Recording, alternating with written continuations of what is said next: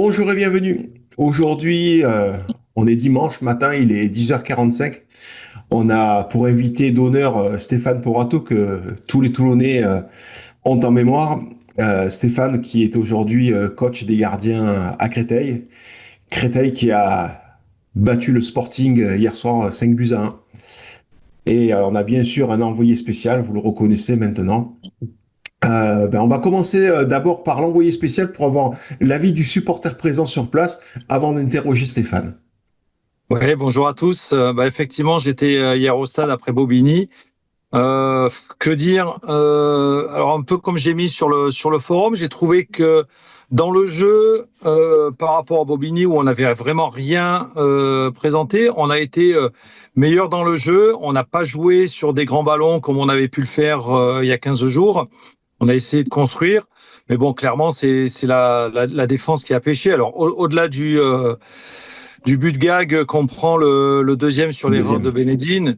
Quand on voit le troisième où sur les ailes, de mémoire c'est Benedine et je sais plus qui est l'autre, on est sur le bord de touche. Vinci. Voilà, le 26, c'est ça, ouais.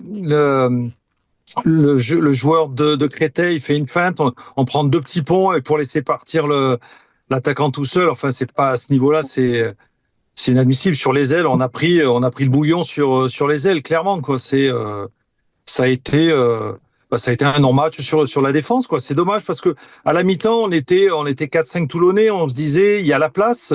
Clairement, parce que dans le jeu, on n'était pas trop déconnant. Alors quand même pas mal de déchets.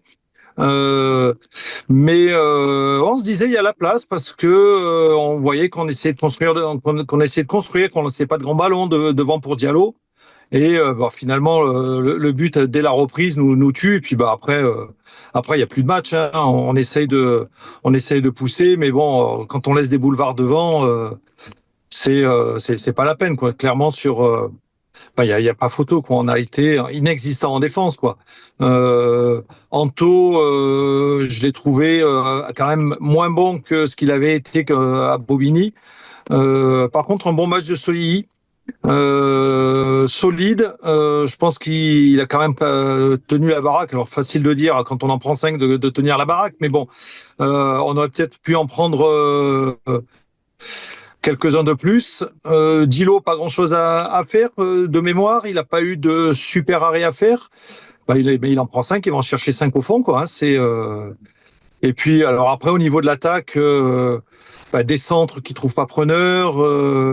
On va jouer alors qu'on perd 3. On va jouer des corners alors qu'on a de la taille. On a de la taille en attaque, on a de la taille en défense. On va jouer des corners à 2 et qui arrivent au quatrième poteau. Enfin bon, je veux dire, à un moment des mauvais choix. Ouais, un non-match, voilà, clairement. Pas dans le jeu, parce que clairement, alors j'ai lu un peu les commentaires sur le forum où effectivement tout le monde disait que ça a été une catastrophe, mais clairement, on se l'est dit, hein, les 3-4 qui étaient dans la tribune, on a essayé de construire, on a joué je dirais, on a essayé de faire des passes, on a essayé de construire, mais beaucoup quand même de déchets techniques et puis voilà la défense a été une catastrophe, quoi. Par Et rapport à ce que, pardon, je vais te couper. oui. Par rapport à ce que tu viens de dire, Stéphane, dans la préparation du match, qu'est-ce que vous aviez repéré sur le jeu toulonnais pour pouvoir peut-être les empêcher de développer un pressing qu'on a pu voir sur les deux précédentes rencontres et que j'ai eu le sentiment de moins voir hier soir. Nous, on savait que Toulon est de toute façon assez direct, c'est-à-dire que avec les trois joueurs offensifs que vous avez, d'essayer de les trouver rapidement, c'est une des priorités de l'entraîneur. Et ensuite de pouvoir jouer ou ces ballons-là ou les deuxièmes ballons et être un petit peu plus haut sur le terrain.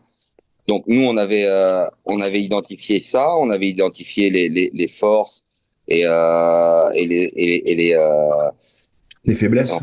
ouais, j'aime pas trop dire faiblesse parce que c'est allez, on va dire des moins bien et on a essayé de mettre en place ce qu'on voulait faire.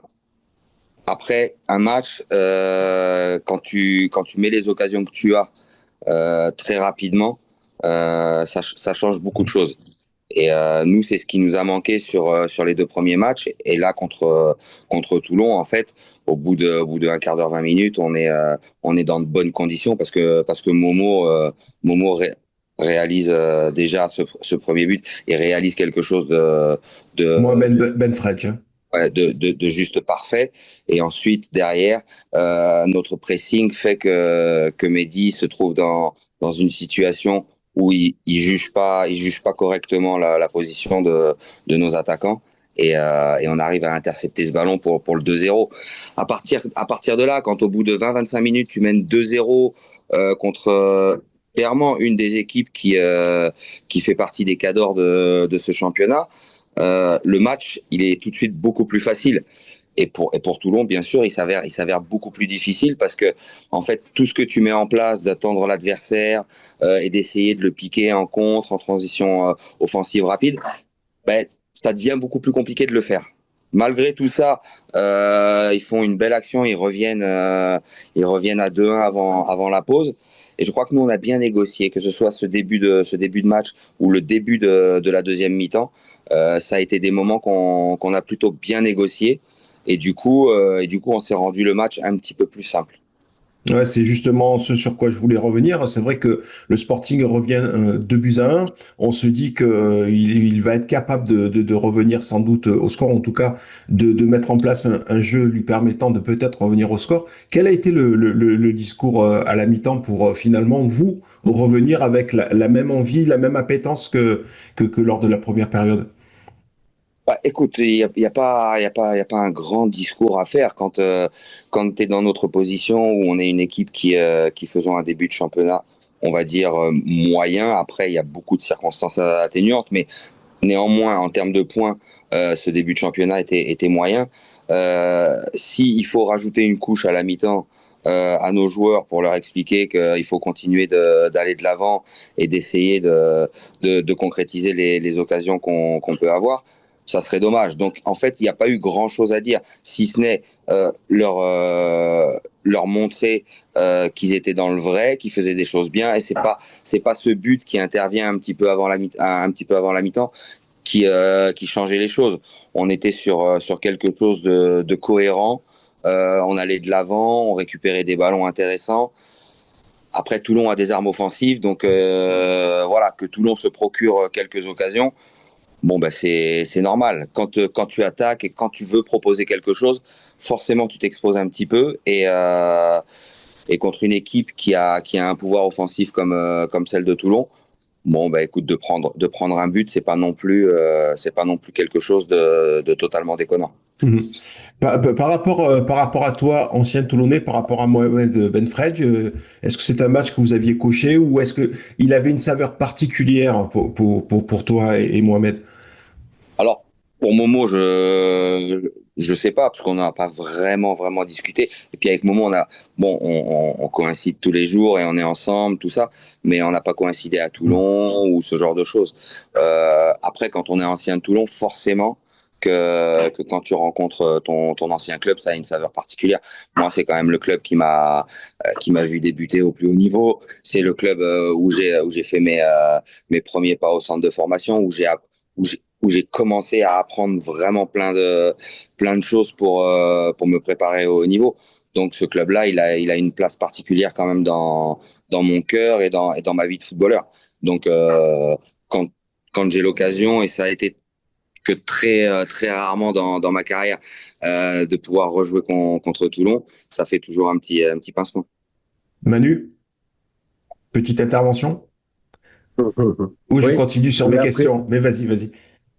moi, après, je veux relaxer vite parce que c'est intéressant. Ben, déjà, Steph, évidemment, l'œil extérieur, c'est toujours super intéressant. Et puis, Vince, qui était sur place, il dira des choses sans doute beaucoup plus pertinentes. Non, moi, ce que je retiens, c'est que, enfin, là où je suis carrément en colère, c'est que j'ai l'impression, on a quand même péché par excès de, j'ai l'impression, hein, de confiance en allant à Créteil, alors que normalement, tout indiquait qu'on était en grand danger.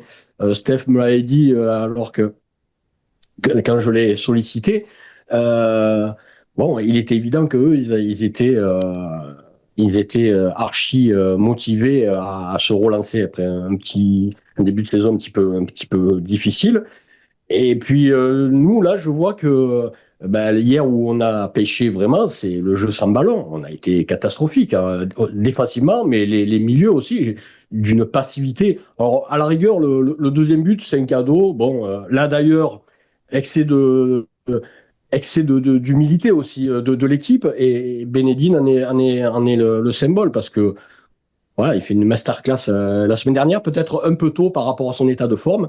Puis là, hier, il a vraiment pêché je trouve, dilettantisme, je dirais. Et puis l'erreur qu'il fait, d'ailleurs, on voit, hein, il se met à genoux, et il voit qu'il prend ce but et par rapport à sa passe ratée.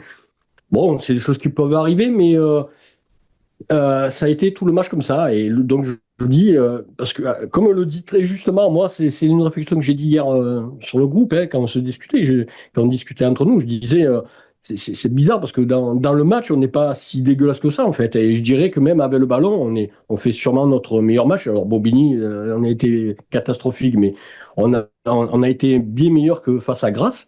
Par contre, ça, le ballon, ce manque d'agressivité, ce manque d'implication, ce manque de motivation, quoi, je dirais tout simplement, d'abnégation, tout ce qu'il faut, en allant à Créteil alors qu'on savait qu'ils allaient être revanchards.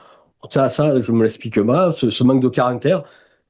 C'est des choses qui, dès la troisième journée, me font dire. Et puis alors, le signal est mauvais parce qu'il y avait eu la paella, hein, voilà, paella, super, tac. Dilo, on est très ambitieux. Et puis après, pour rendre cette copie, ben ouais, là, il va falloir se remettre vraiment les idées à l'endroit parce que sur l'implication, c'est ce que je regrette le plus. Après un match et un match, si le scénario, là, là c'est Ben Fresh qui fait une masterclass pour le coup, et le premier but les aide vraiment, et c'est un but de classe. Après le deuxième but c'est un cadeau, et après c'était compliqué. Et même si le 2-1 pouvait nous laisser espérer à un scénario peut-être en seconde mi-temps où on se reprend, mais finalement ça a été la même chose en pire, où on est encore plus dilettante. Je me l'explique pas, ça, dans l'agressivité. Et vraiment, sans le ballon, on a été catastrophique sur les ailes. Ça va pas, même si je commence à être pas trop content. Au milieu de terrain, bon, j'ai même pas envie de citer le joueur que je vise, mais il y en a un. Eh ben que, d'ailleurs, Stéphane a dû croiser son père lors de la soirée, lors de la journée des légendes, qui m'a fait une super impression encore. Alors, j'y rends pas service finalement en faisant sa pub, parce que j'ai l'impression que plus j'y fais sa pub, et moins Momo a envie de le mettre, ou je sais pas. Mais enfin, moi, quand je vois encore une fois le Chambon, quand je vois les hommes les prestations de certains titulaires, troisième match, toujours pas convaincu. Il y en a qui ont marqué des points, d'autres moins. Va falloir commencer à être comptable de ça et voir un peu. Mais non, globalement, en tout cas, moi, c'est surtout sur l'état d'esprit que je suis déçu, et il va falloir l'humilité, il va falloir la reprendre très très vite, mais surtout, il faudra la garder si par bonheur on avait la chance de gagner par exemple Nîmes, ce qui est évidemment loin d'être fait. Il faudra toujours garder ça en tête, parce que j'ai peur des matchs qui vont se passer bientôt. La réception de Rousset, par exemple, c'est toujours des matchs que j'aime pas, les recevoir des petites équipes. Là, avec ce que j'ai vu hier soir, je vais être encore plus méfiant. La semaine prochaine, Stéphane, c'est le derby. Le 9-3 contre le 9-4, vous allez à Bobigny. J'utilise ce biais pour évoquer les déplacements, et notamment les déplacements dans le sud. Est-ce que c'est finalement pas plus simple quand on est une équipe parisienne de se déplacer dans le sud que si vous étiez dans un périmètre peut-être un peu plus réduit? Alors en termes d'organisation, clairement non. En termes de budget, clairement non. Non, je vois pas du tout où ça peut être mieux, parce que même pour la récupération, le temps des trajets, ça reste compliqué. Et crois-moi que on en discute assez avec notre directeur général pour voir comment on peut faire au mieux pour que tout le monde s'y retrouve. Et c'est parfois un casse-tête. Donc on en parle plus aujourd'hui, mais ça a alimenté quand même pas mal de conversations, de se retrouver nous, Samor, Bobigny, dans cette poule du Sud, au même titre que pour les sudistes. De devoir monter 3-4 fois sur Paris, c'est pas quelque chose d'hyper pratique. Donc non, je pense pas que ce soit quelque chose de plus simple. On aurait préféré avoir des déplacements beaucoup plus courts. Après, la Fédé en a décidé ainsi. On s'adapte et on essaye de faire au mieux. Hier, après, je suis un peu plus mesuré que Manu, parce que hier, on oublie aussi de dire que Créteil a empêché Toulon de pouvoir faire certaines choses et de pouvoir mettre en place certaines choses. Je pense que nous, depuis le début de saison, on n'a pas été forcément, sur les matchs qu'on a joués, récompensés de ce travail de l'ombre que font nos joueurs, c'est-à-dire ce pressing, cette récupération haute. On pêchait un petit peu dans l'utilisation du ballon, et en fait hier soir, tout s'est mis un petit peu en place correctement. Et du coup, c'est Toulon qu'on a fait les frais. Mais j'ai pas vu une équipe rentrer sur le terrain en manquant d'humilité ou en ayant un excès d'orgueil. J'ai vu une équipe qui, au fil du match, s'est un peu éteinte, parce que en face il y avait une équipe qui a pris le match par le bon bout et qui les a empêchés de déployer leur qualité. Je maintiens ce que je dis. Vous avez un trio d'attaque qui ferait pâlir pas mal d'équipes du niveau, voire peut-être au-dessus.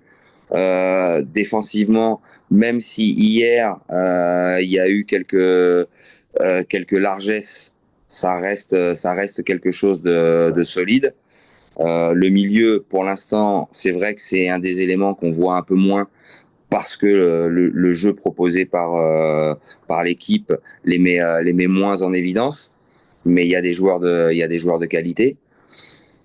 Parfois en fait, ça sert à rien d'essayer de chercher midi à 14h. Parfois, l'adversaire vous fait déjouer. L'adversaire vous met dans une situation où c'est beaucoup plus compliqué de mettre en place votre propre jeu. Et moi, je préfère aujourd'hui. Alors, c'est sûr, je suis du côté de Créteil. Ça m'est plus simple de le voir comme ça. Mais je pense qu'après revisionnage du match, après certaines séquences et tout, on se rendra compte que ce que je suis en train de vous dire n'est pas totalement incohérent, et que si Toulon a pu mal jouer, déjouer ou ne pas réussir à mettre son jeu en place, c'est aussi parce que Créteil a fait les choses comme il fallait. Et du coup, quand il y a une équipe qui plus est joue à domicile, avec cette envie d'aller de l'avant, avec cette envie de récupérer des ballons hauts, empêche l'équipe adverse de déployer son jeu, ça peut vite devenir compliqué. Vincent, toi qui étais notre envoyé spécial hier soir, tu as ressenti ça, cette capacité à Créteil à faire déjouer, Ouais. déjouer tout le monde? Ouais, clairement, ils ont mis la pression, hein, et c'est vrai que ce qui ressort, c'est que j'avais l'impression qu'on n'avait pas envie. Alors moi, j'ai un peu de mal. Alors je sais pas comment il s'appelle, le joueur qui est rentré, qui a un petit peu un genre de chignon sur la tête. Evan Gafour. Eh ben, je suis désolé. Moi, je l'ai pas trouvé bon. Déjà, je l'avais trouvé très léger contre Bobigny. Et là, je sais pas. Je trouve qu'il a pas fait une bonne rentrée. Alors attends, Clairement. je te coupe, mais enfin, moi j'ai cette action en tête où il récupère le ballon, un contact de l'épaule, il met le mec entre guillemets dans le vent et il récupère le ballon. Où il y a ce tir aussi, bon, à 5-1, hein, mais il y a ce tir là de, Alors, de 40 mètres. Là. J'étais peut-être parti. Je suis parti avant Oui, la parce que t'es parti avant la fin, t'en avais ras-le-bol. Ouais. Ah, Bah non, clairement. c'est un peu anecdotique, mais malgré tout, moi je trouve que, par exemple, ce tir-là de 40 mètres qui passe pas loin du but, bon, c'est en même temps anecdotique et en même temps, pour moi, ça montrait quelque chose, mais je te laisse poursuivre. Ouais, et puis tout à l'heure, tu parlais de Vinci, c'est ça? Ouais, Alors lui, c'est pareil, je le trouve. Enfin, pour moi, pour l'instant, il est pas au niveau. Hein. non, je suis Pour moi, il d'accord. est pas au niveau. Hein. Il s'est fait prendre quasiment à chaque fois. Ouais. Et moi, ce qui m'a surpris, c'est par rapport autant la dernière fois, j'avais dit que sur les balles en haut, que ce soit Ben Ekrouf et Diarra prenaient beaucoup de ballons de la tête. Je les ai pas trouvés. Je les ai pas trouvés bons hier soir. Benekouf en dedans hier, hein, j'ai pas Ouais, aimé. clairement, ouais. Clairement, ouais, ça n'a pas été. Khaled, il fait ce qu'il peut. Quand il est rentré, il a fait ce qu'il pouvait. Il a essayé de déborder, mais bon.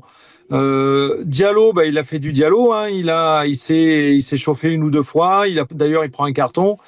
Euh, il a beaucoup été énervé, râlé. Enfin bon, ça a été. Comme on peut le voir quasiment à chaque match. Hein. Il n'a pas eu de mémoire, il n'a pas eu d'action.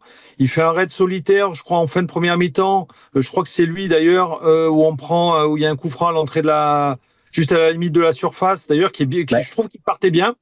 il Partait offre le bien. but, il offre le but quand même à Diatta, hein, pour le coup. Ouais. Et le coup franc, je trouve qu'il partait bien. Il a été contré par le mur, mais si on avait pu le mettre, on rentrait à 2-2, quoi. Mais bon, je pense que de toute façon, même si à 2-2, alors après, on ne sait pas ce qui aurait pu arriver en deuxième mi-temps, mais vu les largesses défensives, voilà, Créteil avait envie.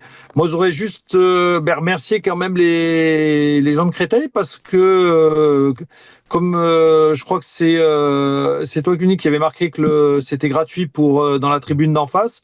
Je trouve que c'est sympa. Voilà, on arrive, on paye pas la place quand on est en face des tribunes officielles. Je trouve que c'est un accueil sympa pour tout le monde, hein. Pas que pour les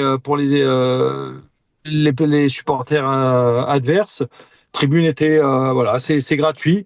Alors il y avait pas grand monde, hein, ils annoncent 450 sur Var Matin. Je pense qu'il y en avait peut-être un petit peu plus avec les invités, quoi. Mais si nous on pouvait faire pareil pour pouvoir ramener un petit peu du monde. Et puis alors après, qu'est-ce que va faire Joy avant le début du match, discuter au milieu du terrain? C'est la photo que j'ai mise sur le forum. Il va discuter avec les arbitres. Qu'est-ce qu'il fait sur le terrain, quoi. Enfin, je veux dire, je vois pas ce qu'il va aller discuter avec les arbitres, quoi. Après, c'est mon point de vue, quoi. Après, J'ai juste une question vas-y. à Stéphane. Bon, on sait tous que Joy, on n'y arrivera pas. Avec tous les anciens, Je te vois venir. pourquoi? Oui. Pourquoi? Alors maintenant, tu es à Créteil, mais ça vous a jamais donné l'envie de reprendre le club et de voir dans l'état où il est aujourd'hui par rapport à tout ce qu'on a connu à l'époque, la première division, et de le voir dans cet état végété dans les bas-fonds des classements et ça fait 12 ans que notre moumoute national, il est revenu, il a pris le club et on est toujours au même niveau, quoi. Ça vous a jamais donné envie de reprendre le club ou au moins de l'aider un petit peu plus que ce qui peut être fait? Forcément qu'il y a il y a plein de monde qui s'est penché sur le sujet et pendant un moment, il y a des anciens qui sont revenus au sein du club, occuper certains postes. Visiblement, de ce que je vois passer à droite, à gauche, ça s'est pas passé comme il le souhaitait et pas très bien. Donc après c'est compliqué. J'ai l'impression que les relations entre ce président et les anciens qui ont marqué ce club ne sont pas les meilleurs du monde. Et donc c'est difficile de vouloir et de pouvoir s'investir quand il y a un monsieur en place qui après on peut lui reprocher ce qu'on veut, mais à ce jour, c'est lui qui finance le club. Donc, tant que lui sera là et qu'il aura décidé de faire à sa manière, on ne pourra que subir ce genre de choses. Moi, je reste persuadé que Toulon, c'est un club qui mérite que ses anciens, et Dieu sait que des anciens Ah oui. avec des compétences, il y en a, ils devraient être dans le club pour faire grandir ce club et s'occuper de quelques catégories que ce soit. Aujourd'hui, c'est pas fait. Moi, je suis un peu loin de tout ça. J'étais beaucoup à l'étranger. Aujourd'hui, je suis à Créteil, donc ça serait un peu malvenu de parler, mais j'ai beaucoup de mes anciens collègues de Toulon, très souvent au téléphone ou quand on se voit aller à la journée des anciens, tout ça. C'est vrai il y a eu des choses qui ont été tentées, ça n'a pas été une grande réussite. Et aujourd'hui, j'ai l'impression que c'est installé une barrière infranchissable entre l'ancien monde et le nouveau monde. Et Le seul ancien qu'on a maintenant, il est supporter du club d'à côté. Hein. ouais, donc non, mais c'est dommage. C'est franchement dommage.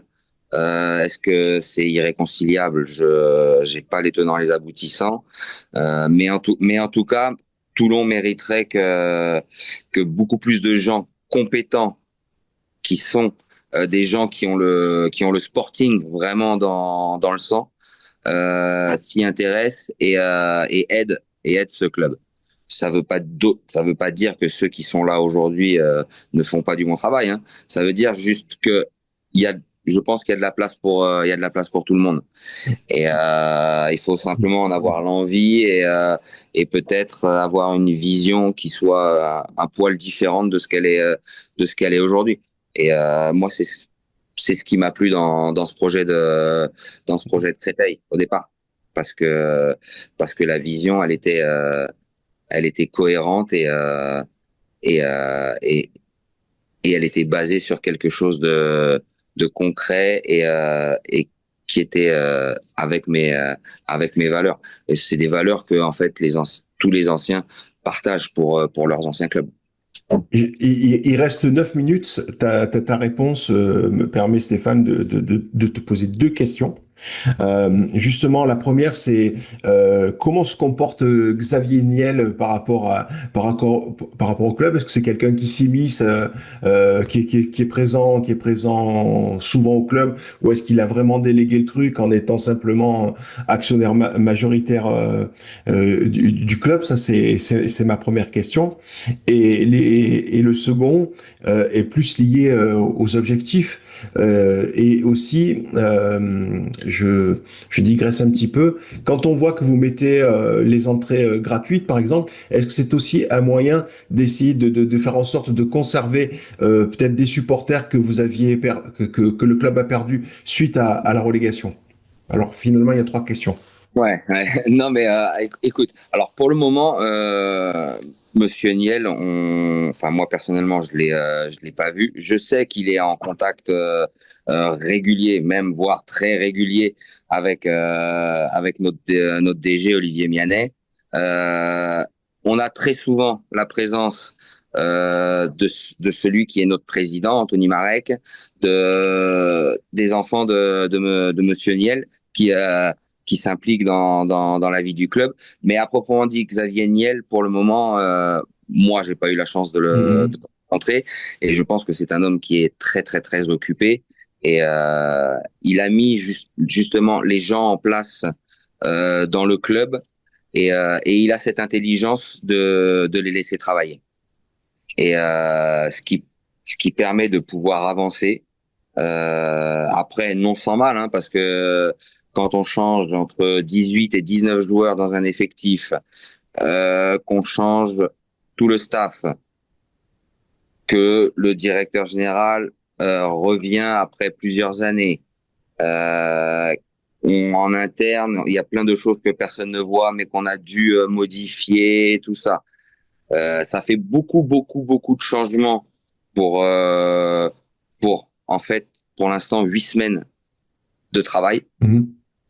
Et on a tendance parfois à vouloir très rapidement quelque chose. Et c'est là où en fait, c'est bien d'avoir des gens comme Monsieur Niel à la tête du club. C'est qu'ils savent, euh, ils sont pressés, mais ils savent que ça prend du temps. Donc ils mettent en place les choses qu'il faut pour que ça aille le plus vite possible, mais ils sont conscients qu'on ne va pas tout changer du jour au lendemain.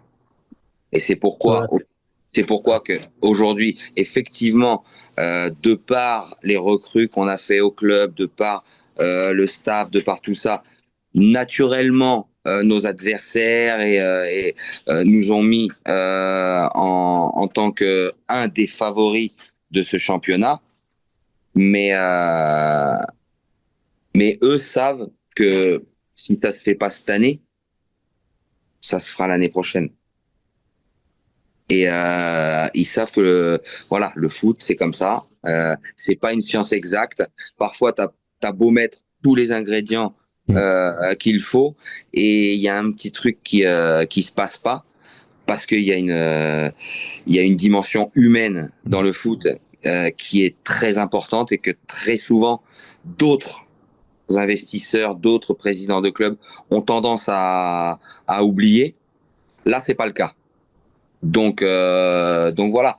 Après, à nous de faire du bon travail et à nous de faire en sorte que si ça peut se faire plus vite que prévu, on s'en privera pas. Maintenant, voilà, il y a des clubs qui ont des bases pour le moment un petit peu plus solides que nous dans ce championnat. Nous, on a beaucoup de choses à recréer.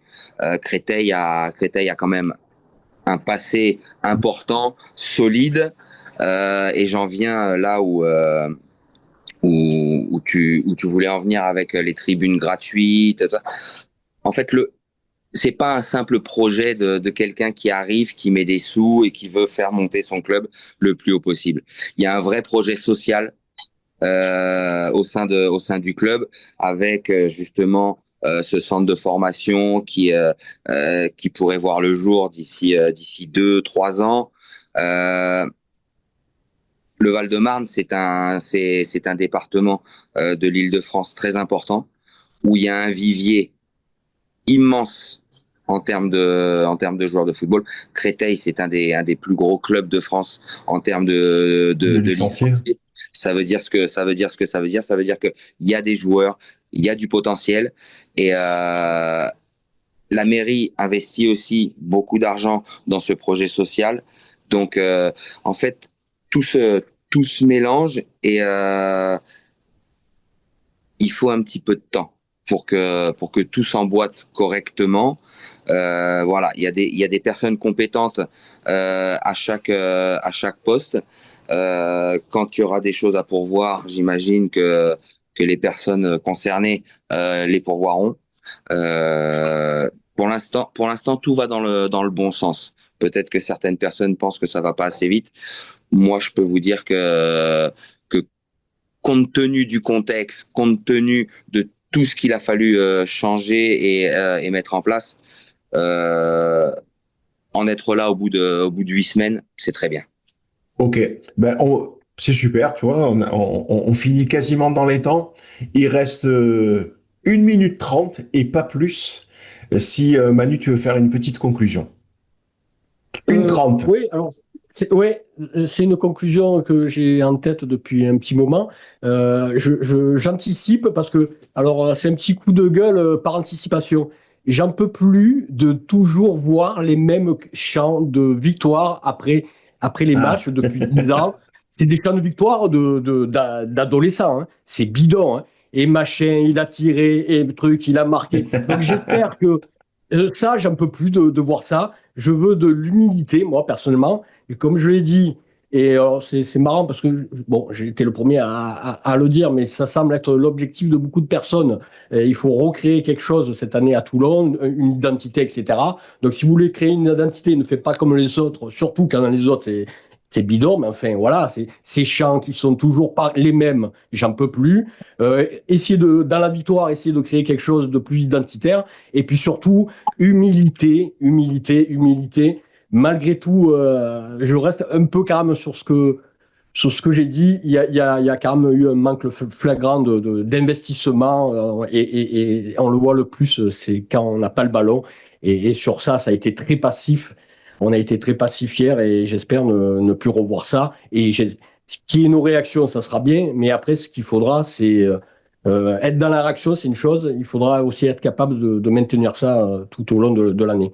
Donc, et puis voilà, hein, si on est un peu comme ça, sans humilité devant Créteil, que ça sera quand on va prendre notre première Coupe de France, là, une division 4, là j'ai encore, là, pour ça aussi, ça m'a pas rassuré. Hein. Donc voilà. Allez, ça va. On se retrouve la semaine prochaine pour évoquer le match face à Nîmes. La semaine prochaine, donc Créteil, je l'ai dit plus tôt, se déplace pardon à Bobigny, un court trajet. Merci Stéphane, merci Vincent pour votre Salut. présence et puis à très bientôt. Salut tout le Merci. monde. Ciao, ciao. Bon. Ciao.